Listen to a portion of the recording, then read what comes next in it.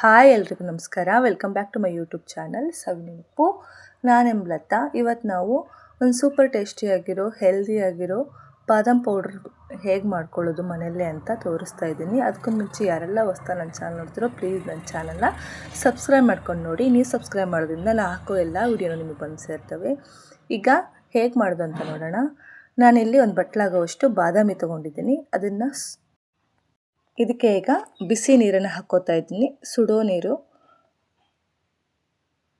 ಹಾಕ್ಕೊಂಡು ಒಂದು 5 ನಿಮಿಷ ಹಾಗೆ ಬಿಟ್ಬಿಡೋಣ. ಒಂದು 5 ನಿಮಿಷ ಆದ ತಕ್ಷಣ ನೋಡಿ, ಒಂದು 5 ನಿಮಿಷ ಆಗಿದೆ. ಈಗ ಒಂದೊಂದೇ ತೆಗೆದು ಈ ಥರ ಒಂಚೂರು ಪ್ರೆಸ್ ಮಾಡಿದರೆ ಮೇಲಿನ ಸಿಪ್ಪೆ ಎಲ್ಲ ಚೆನ್ನಾಗಿ ಬಿಟ್ಕೊಳ್ಳುತ್ತೆ. ಬಿಸಿ ನೀರಲ್ಲಿ ಒಂದು 5 ನಿಮಿಷ ಈ ಥರ ಬಾದಾಮಿನ ನೆನೆಸಿದರೆ ಆರಾಮಾಗಿ ಸಿಪ್ಪೆ ಬಿಟ್ಕೊಳ್ಳುತ್ತೆ. ಈ ಥರ ಒಂಚೂರು ಕೈಯಲ್ಲಿ ಪ್ರೆಸ್ ಮಾಡಿದ್ರು ಸಿಪ್ಪೆ ಆರಾಮಾಗಿ ಬಿಟ್ಕೊಳ್ಳುತ್ತೆ. ಈ ಥರ ಎಲ್ಲಾದು ಸಿಪ್ಪೆನ ತೆಕ್ಕೋತಾ ಇದ್ದೀನಿ. ಈಗ ಗ್ಯಾಸ್ ಮೇಲೆ ಒಂದು ಕಡಾಯಿ ಇಟ್ಕೊಂಡಿದ್ದೀನಿ. ಅದಕ್ಕೆ ಈಗ ಸಿಪ್ಪೆ ತೆಗೆದಿರೋ ಎಲ್ಲ ಬಾದಾಮಿನೂ ಸೇರಿಸ್ಕೊಂಡು ಲೋ ಫ್ಲೇಮಲ್ಲೇ ಚೆನ್ನಾಗಿ ಹುರ್ಕೋತಾ ಇದ್ದೀನಿ. ಲೋ ಫ್ಲೇಮಲ್ಲೇ ಹುರ್ಕೋಬೇಕು, ಯಾವುದೇ ಕಾರಣಕ್ಕೂ ಉರಿ ಜಾಸ್ತಿ ಮಾಡಬಾರ್ದು. ಈ ಥರ ನಾವು ಬಾದಾಮ್ ಪೌಡ್ರನ್ನ ಮಾಡಿಟ್ಕೊಂಡ್ರೆ ಬಿಸಿ ಹಾಲಿಗೆ ಸೇರಿಸ್ಕೊಂಡು ಆರಾಮಾಗಿ ಹೆಲ್ದಿಯಾಗಿರೋ ಬಾದಾಮ್ ಹಾಲನ್ನು ಮಾಡಿಕೊಂಡು ಕುಡಿಬೋದು. ಈಗ ಇದು ಇನ್ನೇನು ಅರ್ಧದಷ್ಟು ಬಾದಾಮಿ ಫ್ರೈ ಆಗಿದೆ ಅಂದಮೇಲೆ ಒಂದು ಬಟ್ಲಾಗೋವಷ್ಟು ಗೋಡಂಬಿನ ಸೇರಿಸ್ಕೊತಾ ಇದ್ದೀನಿ. ಇದನ್ನು ಅಷ್ಟೇ ಲೋ ಫ್ಲೇಮಲ್ಲೇ ಹುರ್ಕೋಬೇಕು. ಒಂದು ಅರ್ಧ ಬಟ್ಲಾಗೋವಷ್ಟು ಪಿಸ್ತಾ ಸೇರಿಸ್ಕೊತಾ ಇದ್ದೀನಿ. ಇದ್ದರೆ ಹಾಕ್ಕೊಳ್ಳಿ, ಇಲ್ದಿದ್ರೆ ನೋ ಪ್ರಾಬ್ಲಮ್. ಗೋಡಂಬಿನೂ ಅಷ್ಟೇ, ಇದ್ದರೆ ಹಾಕ್ಕೊಳ್ಳಿ, ಇಲ್ದಿದ್ರೂ ನೋ ಪ್ರಾಬ್ಲಮ್. ಈ ಥರ ಈಗ ಇದಕ್ಕೆ ಒಂದು ಬಟ್ಲಾಗೋವಷ್ಟು ಮಕ್ಕಾನ ಸೇರಿಸ್ಕೊತಾ ಇದ್ದೀನಿ. ಇದು ಅಷ್ಟೇ, ಇದ್ದರೆ ಹಾಕ್ಕೊಳ್ಳಿ. ಮಕ್ಕಾನ ತುಂಬ ಆರೋಗ್ಯಕ್ಕೆ ತುಂಬ ಒಳ್ಳೆಯದು, ಆದರೆ ಎಲ್ಲರ ಮನೆಯಲ್ಲೂ ಸಿಗಲ್ಲ. ಇದ್ದರೆ ಹಾಕ್ಕೊಳ್ಳಿ, ಇಲ್ದಿದ್ರೆ ಪರವಾಗಿಲ್ಲ. ನಾನು ಸ್ವಲ್ಪ ಮಕ್ಕಳಿಗೆ ಕೊಡೋದ್ರಿಂದ ಸ್ವಲ್ಪ ಹೆಲ್ದಿಯಾಗಿ, ಇನ್ನೂ ಜಾಸ್ತಿ ಹೆಲ್ದಿಯಾಗಿರಲಿ ಅಂತ ಮಾಡ್ತಾಯಿದ್ದೀನಿ.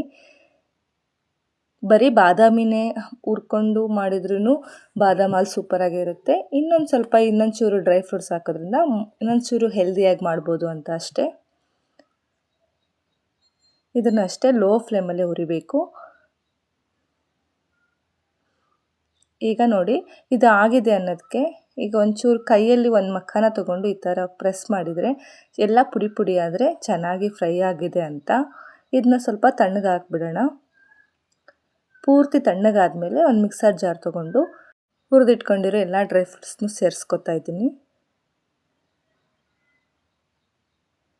ಈಗ ಇದಕ್ಕೆ ನಾವು ಸ್ವೀಟಿಗೋಸ್ಕರ ಕಲ್ಲು ಸಕ್ಕರೆ ಬಳಸ್ಬೋದು. ಕೆಂಪು ಕಲ್ಲು ಸಕ್ಕರೆ ಇದ್ದರೆ ಅದನ್ನು ಬಳಸ್ಕೊಳ್ಳಿ. ನನ್ನ ಕಡೆ ಇರಲಿಲ್ಲ, ಅದಕ್ಕೆ ನಾನು ಒಂದು ಅರ್ಧ ಬಟ್ಲಾಗೋವಷ್ಟು ಸಕ್ಕರೆ ಹಾಕ್ಕೋತಾ ಇದ್ದೀನಿ. ಸಕ್ಕರೆ ಇಲ್ಲ ಕಲ್ಲು ಸಕ್ಕರೆ ಯಾವುದಾದ್ರೂ ಹಾಕ್ಕೋಬೋದು. ಕಲ್ಲು ಸಕ್ಕರೆ ಹಾಕ್ಕೊಂಡ್ರೆ ಇನ್ನೂ ಒಳ್ಳೆಯದು. ಈಗ ಇದಕ್ಕೆ ಒಂದು ಬಟ್ಲಾಗೋವಷ್ಟು ಹಾಲಿನ ಪುಡಿ ಸೇರಿಸ್ಕೊತಿದ್ದೀನಿ. ಹಾಲಿನ ಪುಡಿ ಹಾಕೋದ್ರಿಂದ ನಮಗೆ ಬಾದಾಮ್ ಹಾಲು ಮಂದವಾಗುತ್ತೆ, ಸ್ವಲ್ಪ ಗಟ್ಟಿ ಅನಿಸುತ್ತೆ. ಅದಕ್ಕೋಸ್ಕರ ಹಾಕ್ಕೋತಿದ್ದೀನಿ. ಟೇಸ್ಟು ಚೆನ್ನಾಗಿರುತ್ತೆ. ಈಗ ಇದಕ್ಕೆ ನಾವು ಆರೋಗ್ಯಕ್ಕೆ ಒಳ್ಳೆಯದು ಮತ್ತು ಕಲರು ಚೆನ್ನಾಗಿ ಬರಲಿ ಅಂತಂದೇಳಿ ಒಂದು ಸ್ಪೂನ್ ಆಗೋವಷ್ಟು ಅರಿಶಿನ ಪುಡಿ ಸೇರಿಸ್ಕೊತಿದ್ದೀನಿ. ನೀವು ಕೇಸರಿ ಇದ್ದರೆ ಕೇಸರಿ ಹಾಕ್ಕೋಬೋದು. ಈಗ ಚೆನ್ನಾಗಿ ನುಣ್ಣಗೆ ರುಬ್ಕೊಂಬರೋಣ. ಈಗ ರುಬ್ಕೊಂಬಂದಿರೋದನ್ನ ಒಂದು ತಟ್ಟೆ ತೆಗ್ಕೊತಿದ್ದೀನಿ. ರುಬ್ಬಿದಾಗ ಸ್ವಲ್ಪ ಬಿಸಿ ಇರುತ್ತೆ, ಅದಕ್ಕೆ ಪೂರ್ತಿ ತಣ್ಣಗಾಗಕ್ಕೆ ಬಿಡೋಣ. ಒಂದು ತಟ್ಟೆಗೆ ಹಾಕಿ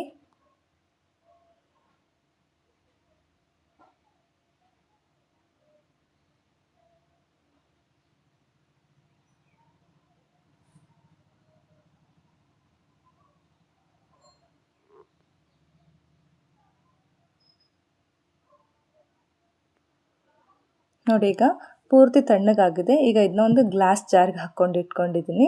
ನಮಗೆ ಬೇಕಾದಾಗ ಬಳಸ್ಕೋಬೋದು. ಈಗ ನಮ್ಮ ಬಾದಾಮ್ ಪೌಡ್ರ್ ರೆಡಿ ಆಯಿತು. ಈಗ ಈ ಬಾದಾಮ್ ಪೌಡ್ರನ್ನ ಹಾಕ್ಕೊಂಡು ಬಿಸಿ ಹಾಲಿಗೆ ಹಾಕ್ಕೊಂಡು ಬಾದಾಮ್ ಹಾಲು ರೆಡಿ ಮಾಡ್ಕೊಳ್ಳೋಣ. ಈಗ ಒಂದು ಗ್ಲಾಸ್ ತೊಗೊಂಡಿದ್ದೀನಿ. ಅದಕ್ಕೆ ನಮಗೆ 1 ಸ್ಪೂನ್ ಬೇಕಿದ್ರೆ 1 ಸ್ಪೂನ್ ಹಾಕ್ಕೊಳ್ಳಿ, 2 ಸ್ಪೂನ್ ಬೇಕಿದ್ರೆ 2 ಸ್ಪೂನ್ ಹಾಕ್ಕೊಳ್ಳಿ. 1.5 ಸ್ಪೂನಷ್ಟು ಬಾದಾಮ್ ಪೌಡ್ರ್ ಹಾಕ್ಕೊಂಡಿದ್ದೀನಿ. ಇದಕ್ಕೆ ಈಗ ಸುಡೋ ಹಾಲನ್ನು ಹಾಕ್ಕೋತಾ ಇದ್ದೀನಿ. ಹಾಕ್ಕೊಂಡು ಚೆನ್ನಾಗಿ ಕಲಿಸ್ಕೊಂಡ್ಬಿಟ್ರೆ ಸಕ್ಕ ಟೇಸ್ಟಿಯಾಗಿರೋ ಬಾದಾಮ್ ಹಾಲು ರೆಡಿ ಆಗಿಬಿಡುತ್ತೆ. ಮಕ್ಕಳಂತೂ ತುಂಬ ಇಷ್ಟಪಟ್ಟು ಕುಡಿತಾರೆ. ಈ ಟೀ ಕಾಫಿ ಕೊಡೋದ್ರ ಬದಲು ಈ ಥರ ಬಾದಾಮ್ ಹಾಲು ಮಾಡಿಕೊಟ್ರೆ ಆರೋಗ್ಯಕ್ಕೂ ತುಂಬ ಒಳ್ಳೆಯದು.